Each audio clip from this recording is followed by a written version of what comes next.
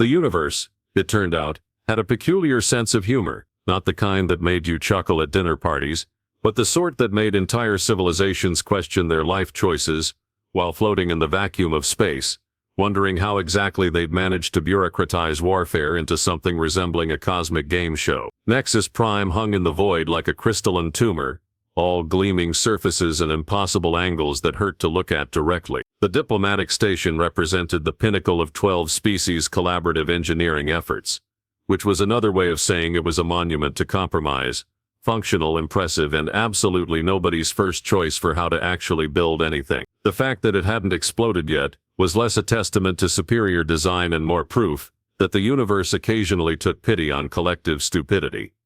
The interspecies tribunal system had been hailed as the dawn of enlightened conflict resolution. Instead of messy, expensive wars that left entire planets as radioactive glass sculptures, disputes would be settled through single combat in technologically advanced arenas. Champions would face off using the finest equipment their civilizations could provide, turning international relations into something resembling a particularly lethal sporting event. The politicians called it progress. The warriors called it theater. The engineers who had to maintain the combat systems called it job security.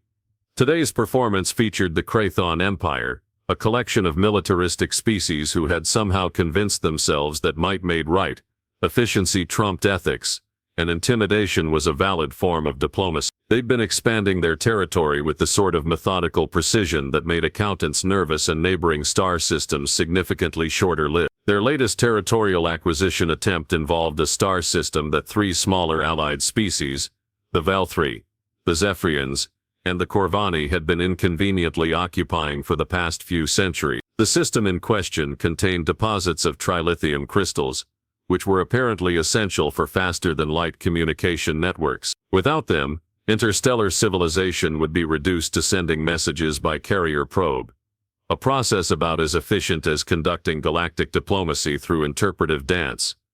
The Krathon Empire wanted these crystals.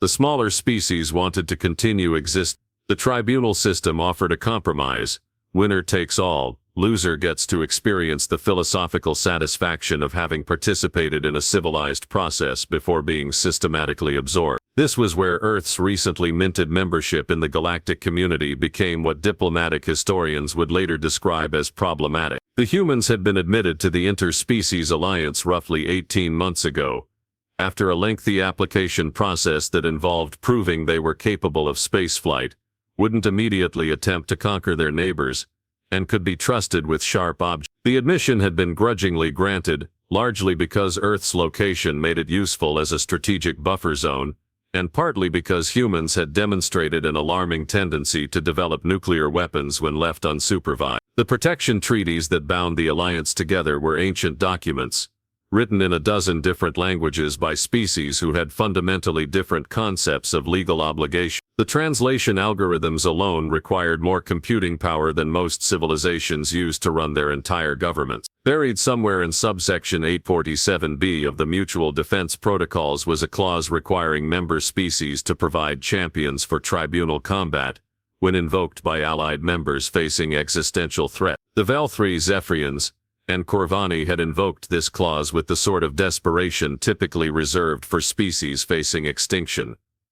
Earth was legally obligated to provide a champion. This should have been a straightforward matter of selecting from humanity's finest military minds, diplomatic specialists, or at least someone who had read the manual on how to operate advanced combat systems without accidentally activating the self-destruct sequence. Unfortunately, the universe's sense of humor extended to timing.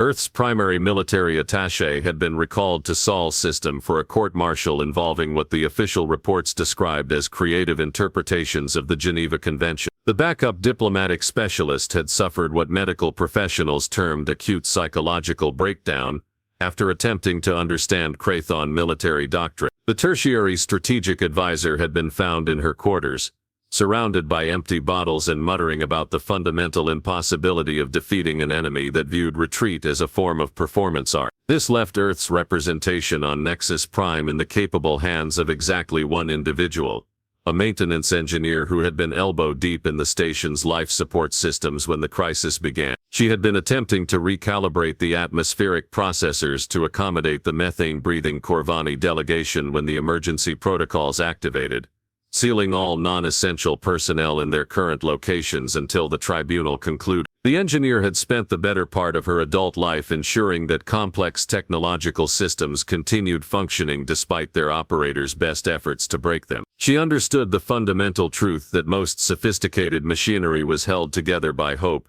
proper maintenance schedules, and the occasional strategic application of percussive maintenance techniques. What she did not understand was how this particular skill set qualified her to face a genetically enhanced warrior in mechanized combat armor. The diplomatic corps was frantically attempting to locate alternative champions through subspace communication networks, but the nearest qualified human was approximately 6 days away at maximum warp. The tribunal protocols allowed for exactly 72 hours between the formal challenge and combat.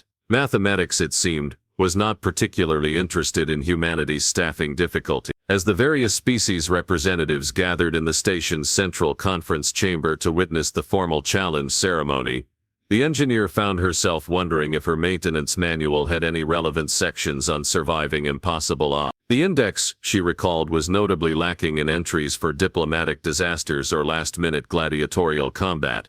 There was, however, a comprehensive section on emergency system failures and creative problem-solving technique. The universe's sense of humor, she was beginning to suspect, was about to become significantly less abstract. The engineer had always prided herself on being a practical person, while her colleagues debated the theoretical implications of multidimensional warp field dynamics.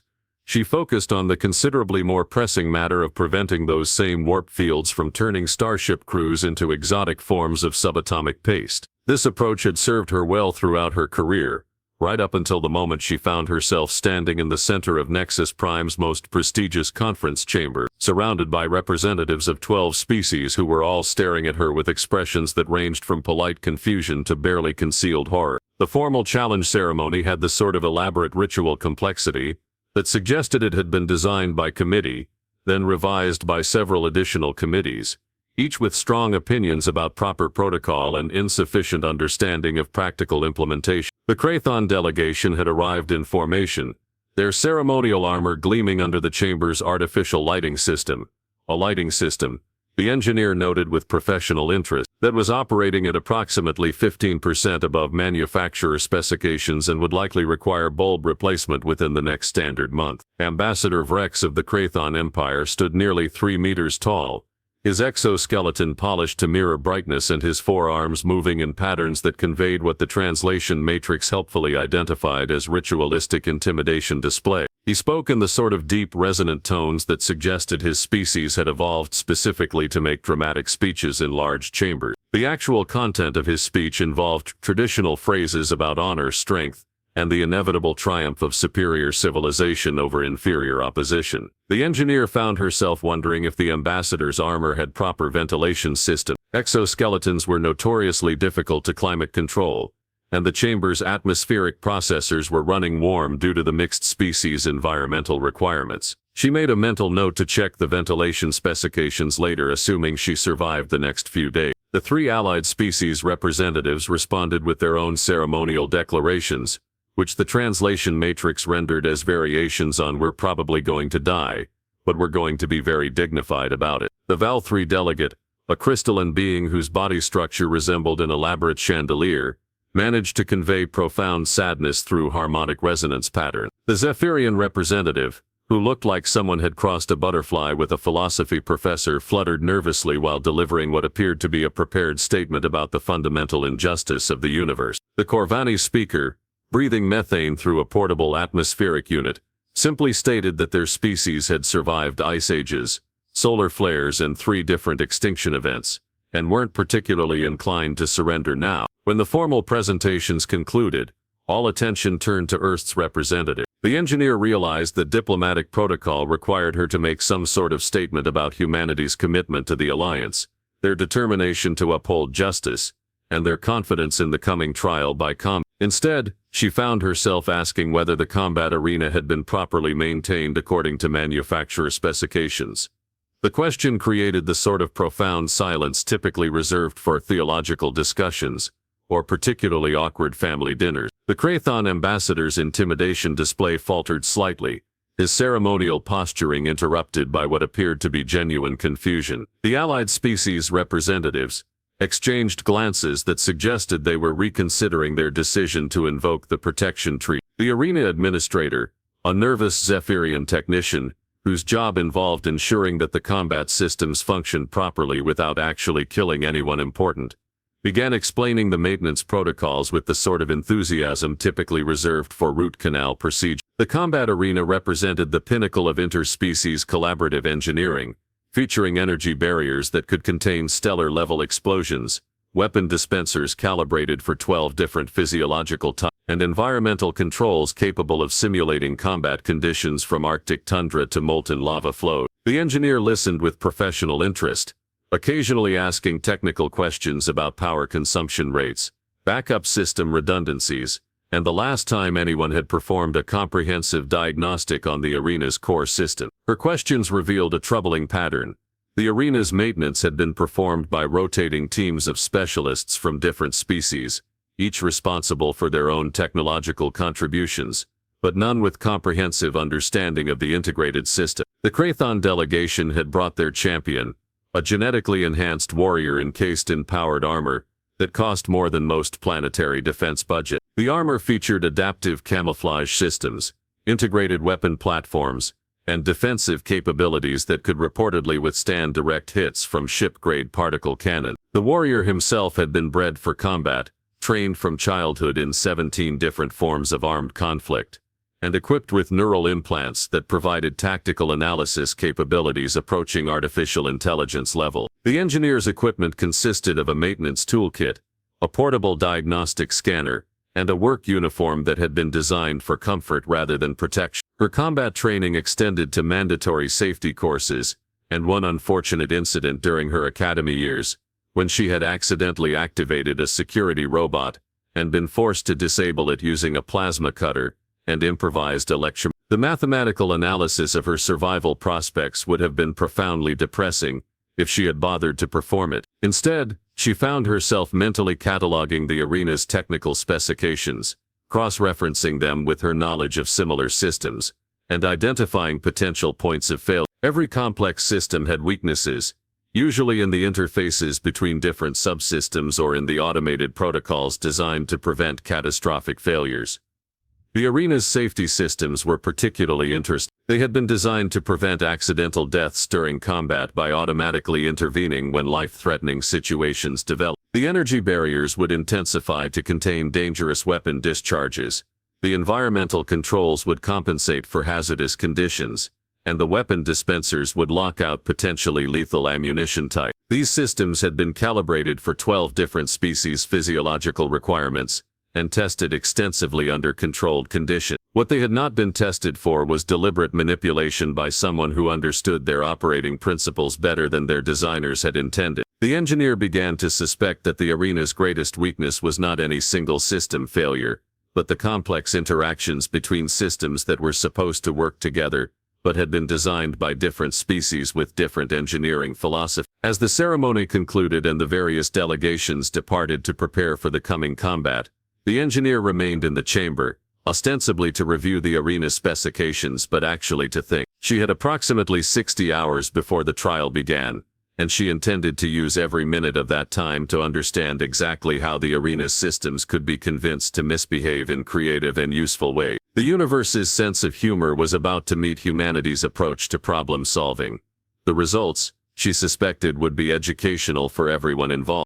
The combat arena resembled what might happen if a sports stadium had been designed by weapons manufacturers with unlimited budgets and a disturbing enthusiasm for creative violence. The central fighting area stretched nearly a kilometer in diameter, surrounded by energy barriers that hummed with barely contained power.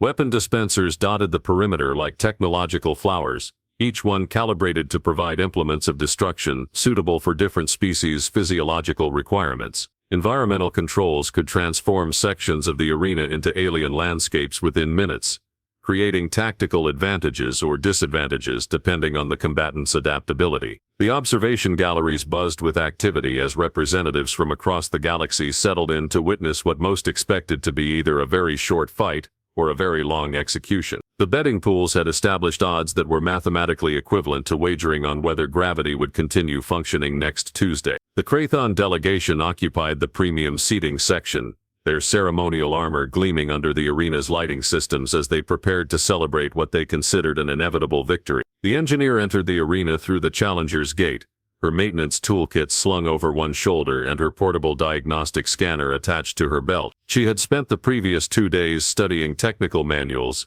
maintenance logs and system specifications with the sort of methodical attention usually reserved for preventing reactor meltdown. Her preparation had been less about learning to fight, and more about learning to make the arena itself fight on her behalf.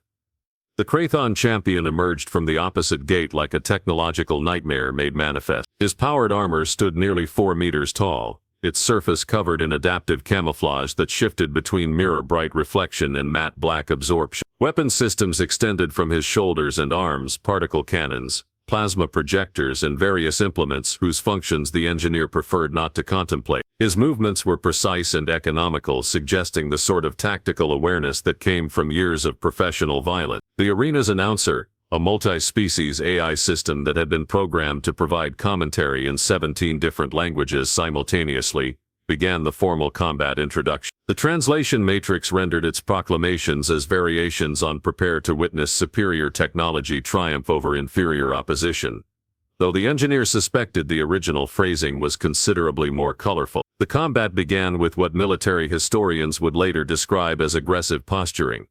The Krathon warrior advanced toward the center of the arena, his weapon systems powering up with sounds that suggested they were capable of reducing starships to component atoms. His strategy appeared to involve closing to optimal firing range and then demonstrating the fundamental difference between military-grade equipment and civilian maintenance tools. The engineer responded by walking directly toward the nearest weapon dispenser, apparently oblivious to the fact that she was being targeted by enough firepower to level city blocks. Her diagnostic scanner beeped cheerfully as she examined the dispenser's control interface, cross-referencing its specifications with the technical manuals she had memorized. The dispenser's access panel opened with a soft chime, revealing the sort of complex circuitry that most species avoided tampering with unless they enjoyed unexpected explosion. The Krathon champion fired his first shot, a particle beam that should have reduced the engineer to her component elements. Instead, the arena's safety systems activated, deflecting the beam with energy barriers that flared into brilliant visibility. The safety protocols had been designed to prevent accidental deaths during combat,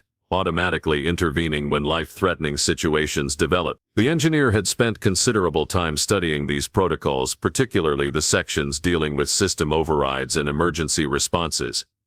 While the champion paused to recalibrate his targeting systems, the engineer had already begun her first modification. The weapon dispenser's control circuits were remarkably similar to the atmospheric processors she had been working on when the crisis began. Both systems used distributed processing networks, redundant safety interlocks, and automated diagnostic routines that could be convinced to interpret abnormal conditions as normal maintenance requirements. The dispenser began producing weapons at a rate that violated several galactic treaties regarding arms proliferation. The engineer ignored the weapons entirely, instead focusing on the dispenser's connection to the arena's central power grid. Each weapon system drew power from the same network that supplied the environmental controls, safety barriers and life support system. The network had been designed with multiple redundancies and fail-safe mechanisms, but it had not been designed to handle deliberate manipulation by someone who understood distributed systems architecture. The champion's second attack involved multiple weapon systems firing simultaneously,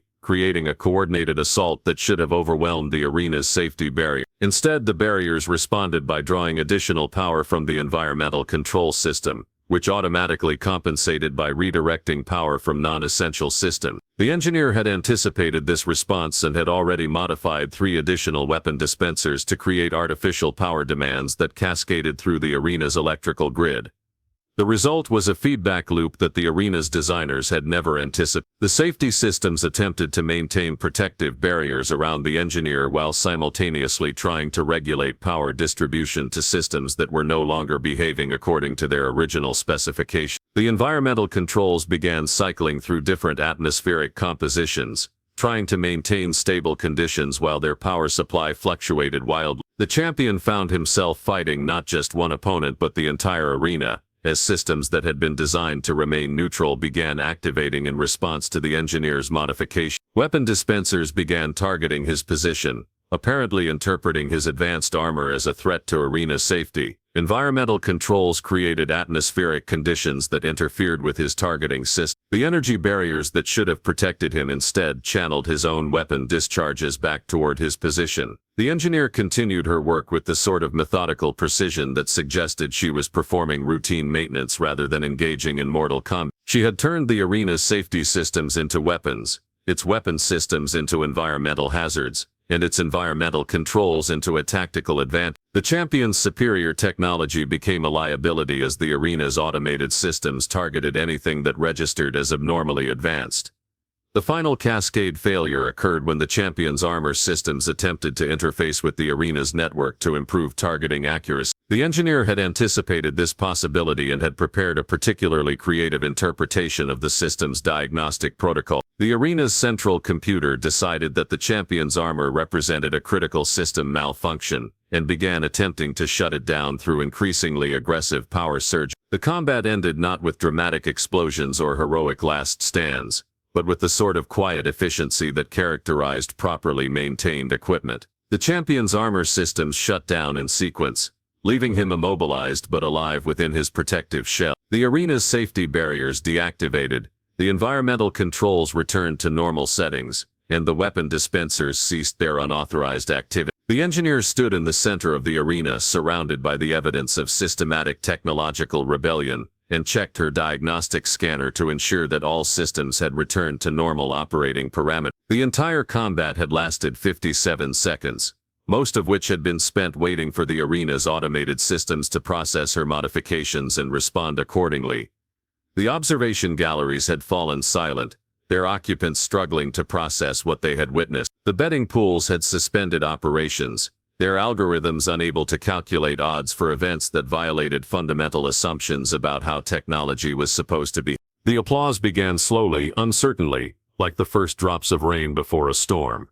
A single pair of hands, crystalline appendages that chimed softly when they met, belonged to the Vel-3 delegate, who had apparently recovered from shock faster than her colleagues. The sound rippled through the observation galleries, as understanding dawned across 12 different species' consciousness, simultaneously.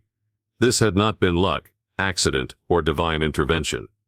This had been engineering. The tribunal's adjudication process, which typically involved lengthy deliberations about honor, technological superiority, and the proper interpretation of combat protocols, concluded with unprecedented speed. The presiding judges, representatives from 3 neutral species, who had been selected for their supposed impartiality, rendered their decision with the sort of efficiency that suggested they were eager to conclude proceedings, before reality decided to become even more flexible. The Chrython Empire's claim to the disputed star system was formally rejected. The 3 allied species retained their territorial rights, their mineral deposits, and their continued existence as independent civilization. The protection treaties had been fulfilled, Earth's obligations satisfied, and the fundamental assumptions underlying galactic power structures had been quietly undermined in under an hour. Ambassador Vrex approached the engineer with the sort of careful dignity typically reserved for approaching potentially explosive devices. His ceremonial armor, which had gleamed with intimidating perfection during the challenge ceremony, now seemed merely decorative. He spoke in formal diplomatic language about honor, respect, and the inevitability of future encounters between their species. The translation Marantz rendered his words as variations on "We are going to study your species very carefully, and possibly reconsider our expansion plan." The engineer responded by asking whether the Chrython Empire had considered upgrading their armor's power management systems. The feedback loops that had disabled their champion's equipment were preventable with proper surge protection, and more sophisticated diagnostic protocol. She offered to provide technical specifications, apparently oblivious to the fact that she was discussing defensive measures against her own tactical innovations with the people she had just defeated. The various alien delegations began their departure procedures with the sort of careful politeness that suggested they were reconsidering fundamental assumptions about human capability. The betting pools had been dissolved, their mathematical models rendered obsolete by events that fell outside previously established parameters. The arena's maintenance staff began the process of restoring normal operations, though several technicians had requested copies of the engineer's modifications for future reference. The deeper implications of the combat began to emerge as the immediate shock subsided. The interspecies tribunal system had been designed around the assumption that technological superiority would translate directly to combat effectiveness. Advanced species with sophisticated equipment were supposed to defeat primitive species with inferior technology. The natural order of galactic civilization depended on this principle, which had just been demonstrated to be fundamentally flawed. The engineer's victory had revealed a critical weakness in the way most species approached technological development. They focused on creating more advanced systems rather than understanding the systems they already possessed. The arena's designers had built elaborate safeguards and fail-safe mechanisms, but they had not considered that those same mechanisms could be turned against their intended purpose by someone who understood them thoroughly. The human approach to problem-solving was apparently fundamentally different from galactic norms. While other species sought to overwhelm challenges with superior technology, humans preferred to understand challenges well enough to find creative solutions. The engineer had not brought better weapons to the arena, she had brought better comprehension of how weapons worked.